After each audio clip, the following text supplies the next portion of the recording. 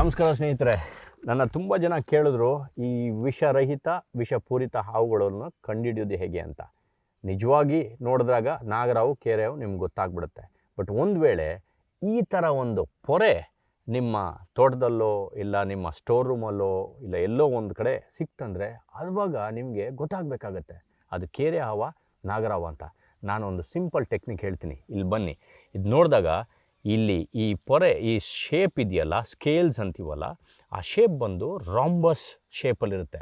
Rhombus ಇಲ್ಲ diamond shape, ಇಲ್ಲ ಅಂದರೆ ನಮ್ಮ ಕಾಜು ಬರ್ಫಿ, ಸಿಂಪಲಾಗಿ ಆ ಕಾಜು ಬರ್ಫಿ ನೀವೆಲ್ಲ ತಿಂದಿರ್ತೀರ, ಆ ಶೇಪಲ್ಲಿ ನಿಮಗೆ ಈ ಒಂದು ಸ್ಕೇಲ್ ಕಾಣಿಸಿದರೆ ಅದು ಕೇರೆಹಾವಿಗೆ ಸೇರಿದ್ದು ಅಂತ. ಆವಾಗ ಸ್ವಲ್ಪ ಆರಾಮಾಗಿರ್ಬೋದು, ಓಕೆ ನಮ್ಮ ತೋಟದಲ್ಲಿ ಕೇರೆಹಾವಿದೆ ಇಲ್ಲ ನಮ್ಮ ಸ್ಟೋರ್ ರೂಮಲ್ಲಿ ಕೇರೆಹಾವಿದೆ ಅಂತ.